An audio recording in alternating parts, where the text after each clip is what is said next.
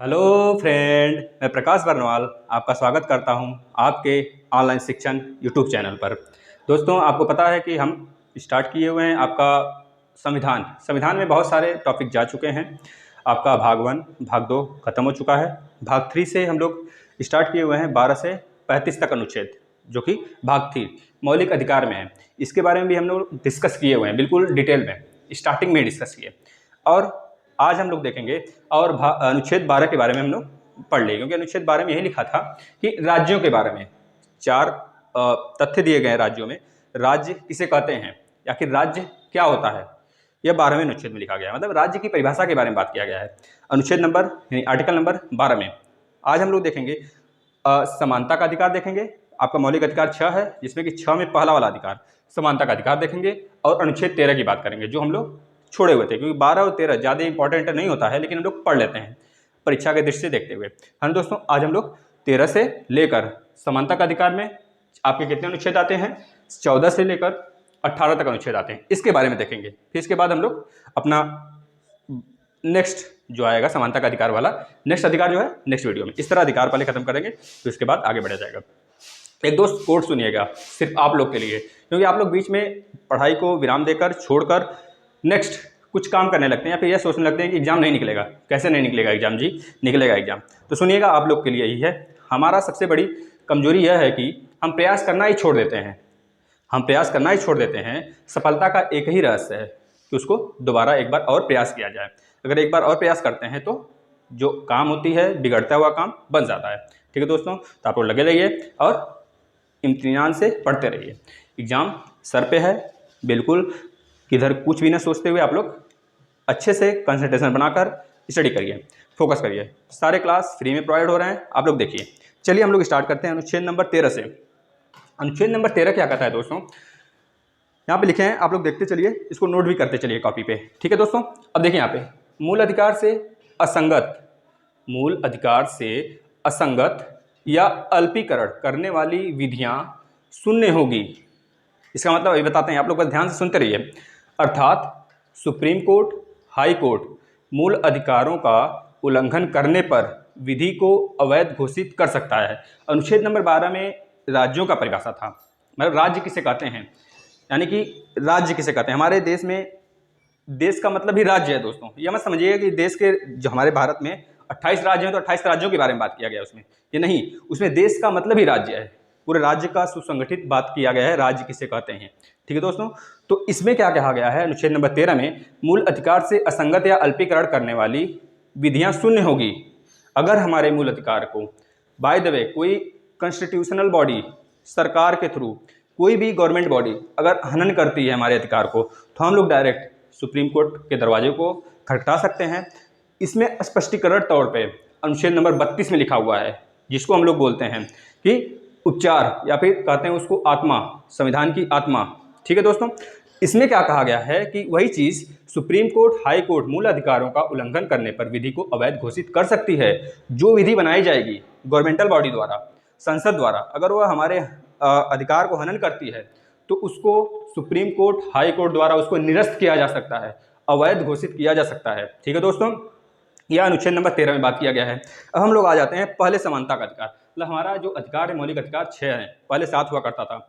अब संपत्ति के अधिकार को निकाल के 300 क में रख दिया गया है। पहले यह 31 अनुच्छेद नंबर 31 में हुआ करता था, इसको निकाल के अनुच्छेद नंबर 300 क में रख दिया गया है, जिसको विधिक अधिकार बना दिया गया है ना। इसको आप लोग नोट कर लेंगे।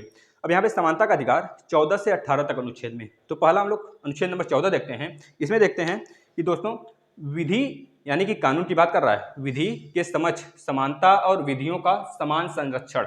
मतलब कि कोई भी तबके का लोग हो, चाहे छोटा हो चाहे बड़ा हो, पैसे में बड़ा हो, गरीब हो अमीर हो, कुछ भी नहीं देखना है, झुग्गी झोपड़ी कुछ भी नहीं। अगर वह कुछ गलती करता है कानून की नज़र में, अगर वह कानूनी तौर पे अगर कुछ गलतियां किया, तो उसके समक्ष या फिर उसके लिए वही धारा होगी, वही धारा होगा, वही हमारा अनुच्छेद काम करेगा जो गरीब लोगों के लिए काम करेगा। मतलब कि जो अमीर है, गरीब है, अगर समान तौर पे वह कोई भी किसी भी चीज़ का उल्लंघन करते हैं, कोई भी अपराध करते हैं, तो उनके लिए समान संरक्षण होगा, समान कानून लागू होगा। यह अनुच्छेद नंबर 14 में कहा गया है, आप लोग इसको नोट करेंगे। अब ध्यान से देखेंगे, जो यह अनुच्छेद नंबर 14 है, इसमें कुछ हम नोट डाल के यहाँ पे लिख दिए हैं, आप लोग उसको ध्यान से कापी पे नोट कर लेंगे, मोस्ट इंपॉर्टेंट है, यहाँ से क्वेश्चन पूछे जाते हैं दोस्तों। ठीक है, यह अनुच्छेद जो यह अनुच्छेद 14 नंबर का है, यह अनुच्छेद न सिर्फ भारत के नागरिकों के लिए, भारत के नागरिकों के लिए ही नहीं है केवल, अपितु विदेशियों के लिए भी है।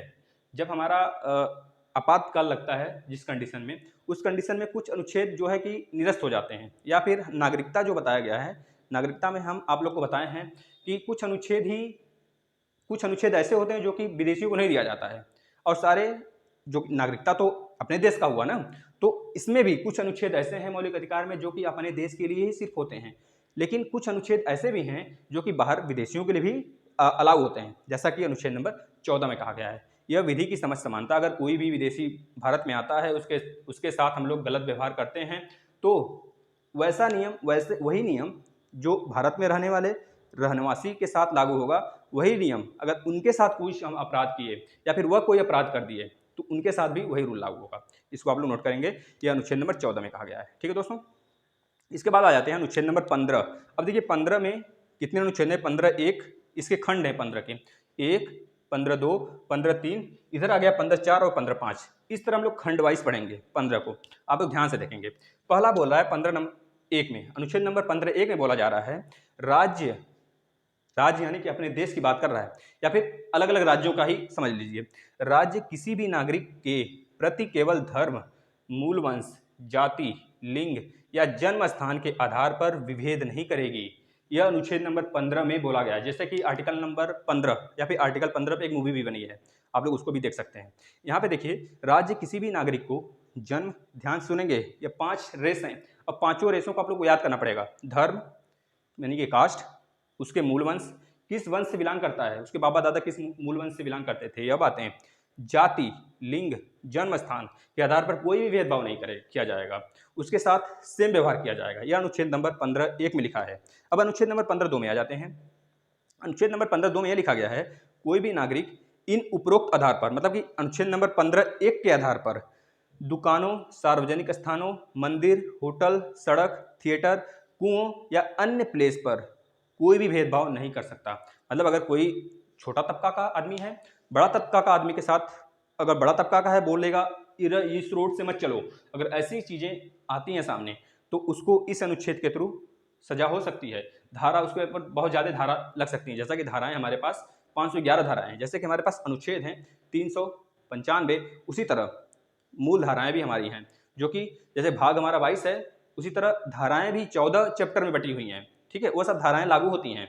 तो आप लोग बस याद रखेंगे 15(1) में क्या कहा गया है, 15(2) में उसी को लेकर यहाँ पे छुआछूत अब पढ़ेंगे, आर्टिकल नंबर 17 में अभी पढ़ाने वाले हैं। छुआछूत मतलब कि अस्पृश्यता का अंत की बात अनुच्छेद नंबर 17 में किया गया है, लेकिन यहाँ पे वो चीज़ें नहीं है। 15(1) की बातें इसमें कहा गया है कि अगर हम दुकान पे जाते हैं, कहीं होटल में जाते हैं, खाना खाते हैं, तो उसी थाली में हम भी खाएंगे, जो अमीर होगा, और उसी थाली में गरीब भी खाएगा। मतलब कि कोई भी होटल वाला यह नहीं बोलेगा उसको कि अब तुम इसमें मत खाओ, इसमें क्योंकि अमीर आदमी खाया है। मतलब कि कोई भी अमीर आदमी, मानी आप लोग समझ सकते हैं, कोई भी अमीर आदमी अगर उसमें खाया है, वो थाली या फिर सार्वजनिक प्लेस पर कोई भी चीज़ें हैं तो सबके लिए हैं, ये बस याद रखिए। चलिए नेक्स्ट आ जाता है 15(3) पे, अनुच्छेद नंबर 15(3) खंड, अनुच्छेद नंबर 15 का तीसरा खंड, जिसको 15(3) बोलते हैं हम लोग, इसको याद रखेंगे। देखिए इसमें यह लिखा गया है, राज्य को यह अधिकार होगा कि वह स्त्रियों और बच्चों के लिए विशेष प्रतिबंध कर सकता है। दोस्तों अब कुछ लोग बोलते हैं कि अभी देखिए ऊपर हम लोग समानता की बातें कर रहे थे, लेकिन नीचे आ गया कि बच्चों और स्त्रियों के लिए हम लोग कुछ अलग कानून बना सकते हैं। राज्य को जैसा लगेगा उस आधार पर अनुच्छेद नंबर 15(3) में लिखा गया है कि राज्य को लगेगा कि अगर स्त्री और बच्चों के ऊपर कोई खतरा मंडरा रहा है, या फिर उनके स्वास्थ्य को लेकर, या फिर आप लोग देख रहे होंगे इस समय बहुत ज़्यादा चर्चाएं आती हैं, या फिर बहुत ज़्यादा घटनाएं होती हैं स्त्री और बच्चों को लेकर। ठीक है, बहुत ज़्यादा कह लीजिए कि मानवीयता बिल्कुल खत्म होने के कगार पे आ गया है दोस्तों।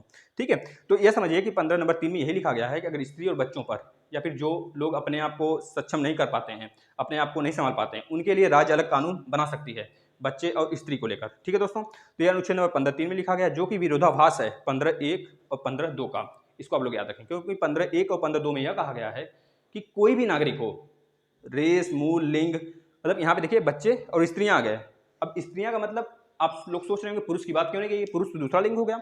यहाँ पे लेकिन लिखा है लिंग समान होना चाहिए, लिंग कोई भी हो, अगर लिंग कोई भी हो तो उसके साथ समान अधिकार या फिर समानता की बात होगी, समान कार्रवाई होगा। ये सारी बातें 15(1) में लिखा गया है, लेकिन यहाँ पे 15(3) में आप लोग देख रहे हैं कि आप लोग के सामने लिखा गया है कि स्त्री के साथ, बच्चों के साथ अलग कानून बनाया जा सकता है। वह कैसा वहाँ का व्यवहार है, उस राज्य की कैसी कंडीशन है, उसके आधार पर। ठीक है दोस्तों, 15(3) में आप लोग नोट कर लेंगे। अब यहाँ आते हैं 15 नंबर 4, मतलब कि 15 का चौथा खंड, अनुच्छेद नंबर 15 का चौथा खंड। इसमें यह बोला गया है, राज्य अनुसूचित व सामाजिक अनुसूचित जाति को सामाजिक व शैक्षणिक दृष्टि से पिछड़े वर्ग के लिए विशेष उपबंध कर सकती है। अनुसूचित जाति, जैसा कि आपको पता है कि हमारे अनुसूचित जाति के लोग जो आते हैं उनके लिए विशेष उपबंध किया गया है, तो वह किस अनुच्छेद में है, तो बता देंगे अनुच्छेद नंबर 15(4) में है। ठीक है, इसको याद रखेंगे आप लोग, मोस्ट इंपॉर्टेंट है दोस्तों। इसके बाद देखते हैं दोस्तों 15(5), अनुच्छेद नंबर 15वां का 5वां खंड। इसमें यह बोला गया है, राज्य, जो राज्य है, अभी अनुसूचित जाति की बात हुआ था, यहाँ पे SC ST और OBC की बात हुआ है। SC ST OBC की बात हुआ है किसमें, अनुच्छेद नंबर 5 में। इसमें भी वही चीज कहा गया है जो ऊपर कहा गया था। ऊपर अनुसूचित जनजाति और जाति की बात हुई है, नीचे SC ST और OBC की बात हुई है। इसको आप लोग याद रखेंगे। इसमें यह कहा गया है कि जैसे कि ऊपर था उनको शैक्षणिक और सामाजिक आधार पर विशेष छूट दिया जाता है, इसी तरह अनुच्छेद नंबर 15 के 5 में यह कहा गया है कि SC ST OBC को भी सामाजिक और शैक्षणिक नज़र से कुछ छूटें दी जाएंगी, शिक्षा संस्थानों में कुछ छूटें दी जाएंगी, प्रवेश, अगर किसी विद्यालय में प्रवेश लेना हो तो इन लोग को भी कुछ आरक्षण मिलेगा। ये सारी चीज़ें अनुच्छेद नंबर 15 के 5 में हैं, ये आप लोग नोट कर लेंगे दोस्तों। ठीक है, अब यहाँ से देखिए, अगर हम बोलें कि SC को इस समय कितना छूट मिला है, तो बताएंगे इस समय जो छूट दिया जाता है केंद्र के तौर पे, राज्य की बातें नहीं कर रहे हैं, केंद्र, तो SC को 11% छूट मिलता है और ST को 7.5% छूट मिला है। आप लोग सुने होंगे कि पिछड़ा आयोग आया था, पिछड़ा आयोग केलकर आयोग हो गया, या फिर समझ लीजिए आपका एक और आयोग आया था, जिसको हम लोग सामाजिक तौर पर या फिर शैक्षिक संस्थान पे जितने भी आते हैं पिछड़ा वर्ग के लिए आयोग बनते हैं, वह सब इसी के बारे में बात करते हैं। इन्हीं दोनों के बारे में ज़्यादातर पे विरोधाभास होता है कि जब इसमें यह कहा गया है, इसमें यह कहा गया है, तो क्यों नहीं हम छूट देते हैं। तो ये सारी बातें जो विरोधाभास वाली हो जाती हैं, इन्हीं दोनों को लेकर होती हैं। आप लोग आर्टिकल 15 देखेंगे, बहुत मजे की वीडियो है, मूवी है, उसको आप लोग देखेंगे, बहुत ज़्यादा चीज़ें क्लियर हो जाएंगी। वैसे यहाँ से भी बहुत ज़्यादा क्वेश्चन बनेंगे आपके एग्जाम में, जो यहाँ पे लिख दिया गया है आप लोग 10 का 10 कॉपी पे छाप लीजिए, और 16 के बाद 17 18 यह हम बोल देंगे या फिर लिख देंगे अभी इसको इरेज करके, तो आप लोग उसको भी लिख लेंगे कॉपी पे। अब बात करते हैं अनुच्छेद 16। अब देखिए अनुच्छेद 16 में दोस्तों यह कहा गया है कि जितने भी लोक नियोजन वाले काम होते हैं, पब्लिक सेक्टर, आप लोग को पता होगा, हम लोग स्टूडेंट हैं, एग्जाम देते हैं, एग्जाम में OBC, जनरल, SC ST सारे बच्चे बैठते हैं, तो SC ST के लिए अलग छूट होता है और जनरल के लिए अलग से छूट होती है, OBC के लिए अलग से छूट होती है। जैसा कि आपको पता है जो जनरल की सीटें होती हैं वह उस पर जो है सब लोग फाइट करेंगे। जो जनरल की सीटें होंगी उस पर SC भी आ सकता है, ST भी आ सकता है और OBC भी आ सकता है, लेकिन अगर OBC की सीट है तो उस पर जनरल लड़का नहीं जा सकता। समझ लेंगे, OBC तो आ सकता है जनरल पे, SC ST भी आ सकते हैं जनरल पे। जनरल की सीट अगर ज़्यादा रैंक आ गया, उनका ज़्यादा अच्छा नंबर आ गया, जनरल का सीट गायब हो जाएगा, वह ले लेंगे और उनकी सीट पे अलग SC ST का आ जाएगा। तो इस तरह कुछ जो छूटें मिलती हैं वह इसी 16 में होता है। 16 अनुच्छेद नंबर 16 याद रखेंगे आप लोग। जो जितने भी छूट दिए जाते हैं, जो पिछड़ा वर्ग आयोग बनता है, जितने भी प्रावधान होते हैं शिक्षा संस्थान को लेकर, सब अनुच्छेद नंबर 16 में ही आते हैं। अब देखिए, अब अनुच्छेद नंबर 16 में यह कहा गया है, 16(1) में यह कहा गया है, लोक नियोजन में सभी के लिए समान अवसर होंगे। पहले तो यह बोल दिया गया है अनुच्छेद नंबर 16(1) में, लेकिन अभी इसी का जस्ट विरोधाभास इसके नीचे हम लोग देखेंगे, आप लोग ध्यान से सुनते रहेंगे। ठीक है, अनुच्छेद नंबर 16(1) में यह कहा गया है, लोक नियोजन में सभी के लिए समान अवसर होंगे। अनुच्छेद नंबर 16(2) में यह कहा गया है, खंड है दोस्तों, यह आप लोग कॉपी पे खंड के रूप में लिखेंगे, 16(1), 16(2), 16(3), 16(4) के बाद 16(4) का क और 16(4) का ख। ठीक है ना। अब देखिए 16(2) में यह कहा गया है, राज्य जो है, राज्य धर्म, मूलवंश, जाति, लिंग, उद्भव, जन्म स्थान, निवास स्थान के आधार पर भेद नहीं करेगी। लेकिन अभी आगे आप लोग देखेंगे, ध्यान सुनते रहेंगे, इसको 16 नंबर 2 में लिखेंगे। 16 नंबर 3 में यह कहा गया है, संसद किसी राज्य विशेष के लिए निवास की शर्त आरोपित कर सकती है। मतलब वो किस राज्य में रहता है, अगर उस राज्य में ज़्यादा बाढ़ आती है, ज़्यादा कंडीशन खराब हो जाता है, भुखमरी हो जाती है, तो संसद चाहे राज्य को यह आदेश दे दे कि आप यहाँ पे एक ऐसा कानून लाइए कि यहाँ के बच्चे थोड़ा अच्छे से पढ़ने लगें, उनको थोड़ा सा अलग छूट दिया जाए, पढ़ाई में, सामाजिक तौर पर, मतलब एक अलग से छूट उनको मिलती है। यह संसद तय करेगी कब, जब राज्य की स्थिति खराब होने लगती है। यह बात किसमें कहा गया है, अनुच्छेद नंबर 16(3) में कहा गया है। आप लोग इसको नोट करेंगे। 16 नंबर 4 मतलब कि 16 अनुच्छेद 16 का चौथा खंड, इसमें यह कहा गया है दोस्तों, राज्य पिछड़े वर्गों के लिए आरक्षण का प्रावधान कर सकती है। यह कहा गया है पिछड़े वर्गों के लिए आरक्षण का प्रावधान कर सकती है, 16 नंबर 4 में कहा गया है। यही सरकारी नौकरी में आरक्षण का प्रावधान लाता है। जो हम लोग देखते हैं कि ओबीसी, एसटी, एससी, जनरल के लिए अभी तो फिलहाल में 124वां संशोधन हुआ है ना, 124वां नंबर का 2019 में 2018 या 18 में हुआ था, 2018 में हुआ था ना, जो 124वां संशोधन, जो 10% आरक्षण दिया गया था जनरल को। तो यह बातें किसमें की गई हैं कि जब अगर देखा जाए जो प्रावधान होता है पिछड़े वर्गों के लिए आरक्षण का, वो किस अनुच्छेद में है, तो बोलेंगे 16(4) में, 16 अनुच्छेद नंबर 16 के 4 में है। यह सरकारी नौकरी के लिए जो हम लोग को मिलता है ना, सब कुछ इसी में है, 16 में, जैसा कि हम लोग ऊपर ही देख सके। लोक नियोजन में अवसर की समानता का मतलब ही हो गया, जो पब्लिक सेक्टर में हम लोग काम करने जाते हैं, फॉर्म भरते हैं अलग अलग गवर्नमेंट एग्जाम के लिए, सब इसी में आ जाते हैं। ठीक है दोस्तों, इसके बाद देखते हैं 16(4) क और 16(4) ख। ध्यान से सुनेंगे इसको, थोड़ा दिल पे मत लीजिएगा, आराम से सुनते रहिएगा, क्योंकि आप लोग को पढ़ना है ये चीज़ें, हम यहाँ पे कोई नई चीज़ नहीं लाए हैं। ठीक है, आप लोग पढ़े भी होंगे, नहीं पढ़े हैं तो पढ़ लीजिए अब, ठीक है, क्योंकि एग्जाम तभी निकलेगा। 16(4) का मतलब कि प्रमोशन में आरक्षण। कुछ जगह आप लोग देख रहे होंगे कि अभी काल शायद हिमाचल प्रदेश प्रमोशन में आरक्षण को खत्म कर दिया। ठीक है, अभी न्यूज आई है शायद, है 1-2 महीने पहले की। तो याद रखेंगे 16(4) का में यह लिखा गया है, प्रमोशन में आरक्षण की बातें की गई हैं। किसमें, अनुच्छेद 16 के 4 ख में, सॉरी क में, अनुच्छेद 16 के 4 क में। अनुच्छेद 16 के 4 ख में यह कहा गया है, बैकलॉग भर्ती के लिए 50% की सीमा पार कर सकती है सरकार। इसको भी इस बात में किस में कहा गया तो आप बोलेंगे इस अनुच्छेद नंबर 16(4) ख में कहा गया है दोस्तों। अब ये चीज याद रखिएगा, जो 81वें संशोधन हुआ था 2000 द्वारा, उसके द्वारा इसको लाया गया है 16(4) ख को। यह भी पूछा जा सकता है आपसे। ठीक है, अब देखिए यही गाड़ी फंस जाती है। मान लीजिए बैकलॉग भर्ती लगी है, 1 साल, 2 साल, 3 साल, 4 साल रह गया, अब उसमें 50% आरक्षण पार कर सकती है सरकार। जैसा कि हमारे संविधान में यह प्रावधान है, सुप्रीम कोर्ट बोल दिया है कि अगर 50% के ऊपर अगर आरक्षण हो जाता है तो वह अवैध होगा। अभी देखिए, अगर हम लोग इसको इरेज करें तो आप लोग देखिएगा, या तो आप लोग नोट कर लिए होंगे ना, देखिएगा, अगर बोला जाए जो आपका 15% है आरक्षण वो एससी को है, और 7.5% है किसको, एसटी को है, एसटी को दिया गया है। और इसके बाद जो 27% आरक्षण है दोस्तों, वह किसको दिया गया है, ओबीसी को दिया गया है, बैकवर्ड क्लास को। ठीक है, बैकवर्ड क्लासेस को दिया गया है। अब देखिए 15 + 7 + 27 जोड़िए तो इसे 20, 10, 30, 30, 5, 35, 2, 32, 32, 7, देखिए तो 20, 10, 30, 30, 5, 40, हाँ 10, 40, 40, 2, 42, 7, 42, 7, 49, 49.5%। अब देखिए 49.5% इसी जगह हो जा रहा है। लेकिन इसमें यह बोला गया है कि जब बैकलॉग भर्ती हो जाती है, काफ़ी टाइम तक भर्ती रुकी रहती है, तो उसमें जो है कि 50% आरक्षण पार कर सकता है, मतलब 50% से ज़्यादा आरक्षण दिया जा सकता है। अब इसी जगह देखिए, जो सुप्रीम कोर्ट, सॉरी, जो हमारा संसद है, वह 2018 में एक बिल पास किया जनरल के लिए, और 10% का आरक्षण निकाला, और इसमें भी कुछ कंडीशन रखा उन्होंने, कुछ ज़मीन से लेकर कुछ, ये आप लोग पढ़े होंगे। तो 10% की बातें की। अब देखिए 10% अगर इसमें हम लोग ऐड कर देते हैं तो कितना हो जाता है, 59.5%। लेकिन अगर यह अनुच्छेद देखें हम लोग, 16(4) ख में यह लिखा गया है बैकलॉग भर्ती के लिए, ये तो सबके लिए है दोस्तों, यहाँ पे तो कोई बैकलॉग भर्ती नहीं है आएगी, समझ रहे कि नहीं, ये तो केवल बैकलॉग होगा कंडीशन, तब तो 16(4) ख फॉलो होगा, 50% जो ऊपर की सीमा। लेकिन यहाँ पे 59.5% तो अभी भी है ना, तो ये तो कंडीशन, मतलब इसका विरोधाभास हो गया ना ये चीज़, क्योंकि सुप्रीम कोर्ट बोल रखी है पहले से कि 50% के ऊपर नहीं होना चाहिए आरक्षण। जब भी होगा आरक्षण 50% के नीचे ही होगा, या फिर 50% तक ही होगा। अगर इसके ऊपर जाता है तो उसको हम खारिज कर सकते हैं, रद्द कर सकते हैं। इसको ध्यान दीजिएगा आप लोग।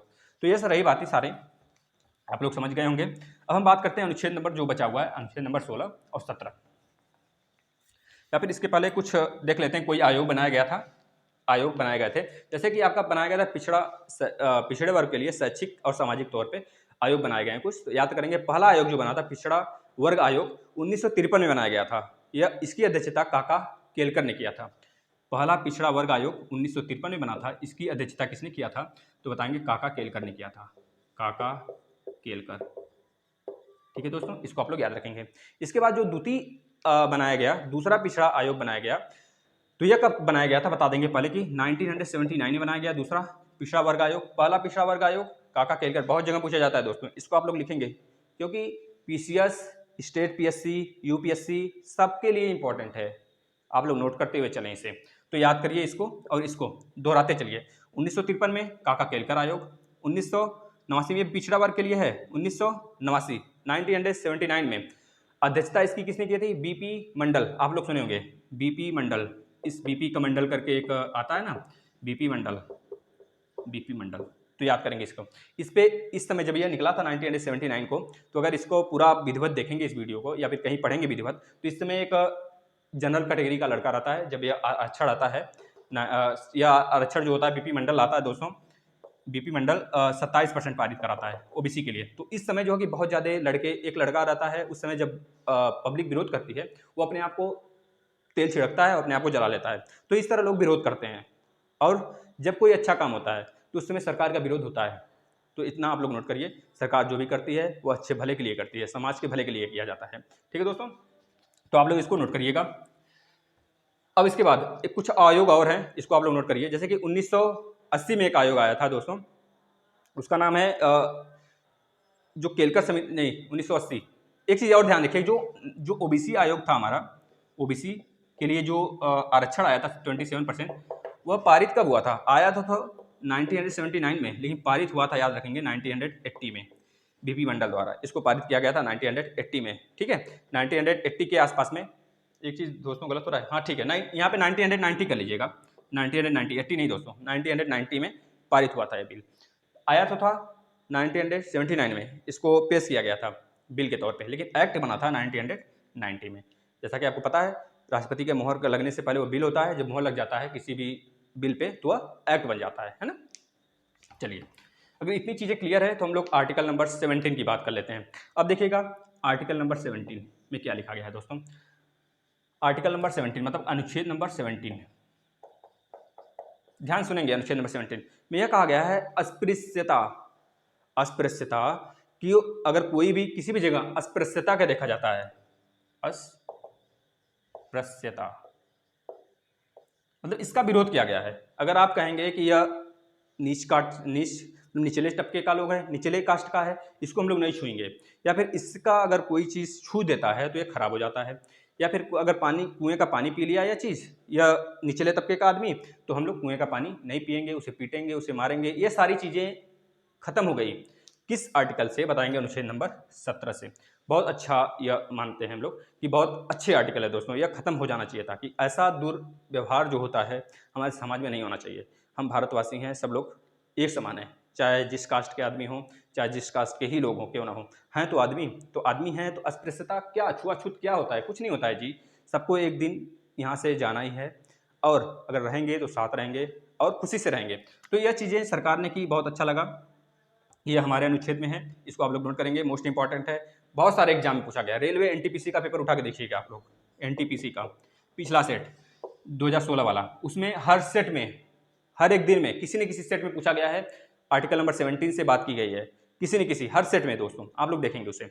और आर्टिकल नंबर 18 में यह कहा गया है, जो उपाधियां वो करती थी, जैसे कि पहले के राजा महाराजा होते थे ना, तो क्या करते थे कि राजा अधिराज की उपाधि ले लिए या फिर महाराजा की उपाधि ले लिए, तो ये सब उपाधियां खत्म हो गई। तो यह सब उपाधियों का अंत किस में है? तो बता देंगे अनुच्छेद नंबर 18 में उपाधियों का अंत, उपाधियों का अंत, अनुच्छेद नंबर 18 में उपाधियों का अंत है। लेकिन एक चीज ध्यान रखेंगे इसमें कि सिवाय सेना व शिक्षा के क्षेत्र में, अगर शिक्षा के क्षेत्र में आप लॉयर हो जाते हैं, इंजीनियर हो जाते हैं, तो आप अपने नाम के सामने इंजीनियर लगा सकते हैं। आप पीएचडी हो जाते हैं तो आप डॉक्टर लगा सकते हैं। आप अगर किसी सेना में हो जाते हैं, मेजर बन जाते हैं, तो आप मेजर लगा सकते हैं दोस्तों। तो यह सेना के लिए नहीं है, सेना को छोड़कर, ठीक है, सारी उपाधियां खत्म कर दी गई। कोई भी भारतीय व्यक्ति विदेश से भी अगर कोई भी उपाधि पाता है तो वह तब तक ग्रहण नहीं कर सकता उस उपाधि को जब तक राष्ट्रपति अपना मुहर न लगा दें, राष्ट्रपति जब तक अपना सहमति न दे दें। ठीक है दोस्तों, तो इतनी चीज़ें नहीं, आप लोग इसको नोट करेंगे। मोस्ट इंपॉर्टेंट बातें आप लोग के सामने किया गया है, जो कि सारे एग्जाम में पूछे जाते हैं यहाँ से अनुच्छेद। हम लोग नेक्स्ट बात करेंगे दूसरे अपने मौलिक अधिकार के बारे में। ठीक है दोस्तों, 6 मौलिक अधिकार हैं, आप लोग इसको नोट करिएगा। जो मौलिक अधिकार आपका 7वां था उसको निकाल के विधिक अधिकार बना दिया गया। ये भी बातें बहुत ज़्यादा पूछी जाती हैं। किस संशोधन द्वारा अच्छा निकाला गया था, किसी को याद है? हम बताए थे इसको जब अच्छे से मौलिक अधिकार का विस्तार से पढ़ा रहे थे, ठीक है। क्योंकि पहले मौलिक अधिकार का बताया गया, अगर आप लोग पिछला वीडियो नहीं देखे हैं तो उसको देखिए। मौलिक अधिकार कैसे आया हमारे संविधान में, क्यों लाया गया, हमारा संविधान का स्ट्रक्चर कैसा रहा इसके आने के बाद, ठीक है। ये सारी बातें बताई गई हैं, आप लोग देखिए। तो याद रखिएगा, जो यह संपत्ति का अधिकार निकाला गया, संशोधन नंबर 44 अमेंडमेंट, 44वां अमेंडमेंट 1978 के थ्रू इसको निकाल के, संपत्ति के अधिकार को निकाल के किसमें रख दिया गया, अनुच्छेद नंबर 31 से निकालकर। अब इस समय अनुच्छेद नंबर 31 में कुछ नहीं है, ठीक है, इसको आप लोग माइंड में रख लीजिए। अनुच्छेद नंबर 31 से निकालकर 300 क में रख दिया गया, अनुच्छेद नंबर 300 क में रख दिया गया, और इसे एक विधिक अधिकार बना दिया गया, विधिक अधिकार, ठीक है, विधिक अधिकार। ठीक है दोस्तों, तो आप लोग ज़्यादा से ज़्यादा वीडियो को शेयर करिए एंड लाइक नहीं किए तो लाइक करिए, जिससे कि हमारा मोटिवेशन और बढ़े और हम लोग आपको और अच्छी अच्छी वीडियो जो आपके काम लायक है, जो एग्जाम में पूछा जाता है, वह सारी चीज़ें बिल्कुल देंगे हम लोग और देते रहेंगे। आप लोग अपने फ्रेंड को जोड़िए, जितने भी फ्रेंड आपके पढ़ते हैं या फिर कह लीजिए फीस दे के पढ़ते हैं कहीं, तो उनको यहाँ पे लाइए, इस प्लेटफॉर्म पे लाइए, उनसे बोलिए कि यहाँ पे बिल्कुल फ्री क्लासेस, जैसे कि एनटीपीसी का टेस्ट भी आपका स्टार्ट हुआ है, 4-5 टेस्ट हो चुके हैं, आप लोग उसको अटेंड करिए दोस्तों। उसमें देखिए कि आप लोग कितना आता है, आप लोग की तैयारी कितनी हुई है। 30 क्वेश्चन होंगे हर सेट में, 30 क्वेश्चन होंगे हर सेट में। मिक्स जीके कराया जा रहा है 30 क्वेश्चन का जीके का, और उसमें ग्रुप डी वाला भी है, मिक्स कर दिया गया, क्योंकि आपको पता है जीके ग्रुप डी का एनटीपीसी में भी आ सकता है, एनटीपीसी का उसमें भी जा सकता है। तो आप लोग बिल्कुल भी इम्तिनान से अच्छे से तैयारी करिए। उसमें फैक्ट भी बताए जाते हैं, जैसे एक क्वेश्चन बता दिए तो उसमें 20-25 फैक्ट बताएंगे, उसको आप लोग नोट करिए। सुबह का करंट अफेयर होता है डेली, आप लोग उसको देखिए। हिस्ट्री बिल्कुल बेसिक से स्टार्ट है, मैम पढ़ा रही हैं आयुषी मैम, आप उसको देखिए। प्रियंका मैम रीजनिंग पढ़ा रही हैं, उसको देखिए आप बिल्कुल डिटेल से दोस्तों। और टॉपिक वाइज अगर आप लोग को देखना है, जैसे कि युद्ध अभ्यास हो गया और बाकी चीज़ें जो कि इंडेक्सेस हो गए, मतलब हर चीज़ आप लोग प्ले लिस्ट में आइए, अपना फ्री में, बिल्कुल फ्री में दोस्तों नोट्स बनाइए और तैयारी करिए। दिन बहुत कम है, आप लोग को पता है एग्ज़ाम सर पे आ गया है, अभी तक तो एग्ज़ाम नहीं था, तो आप लोग हल्ला हो किए थे कि एग्ज़ाम कराओ, एग्ज़ाम तो आ गया अब ना, अब तैयारी करिए। ठीक है दोस्तों, तो धन्यवाद, मिलते हैं नेक्स्ट वीडियो में।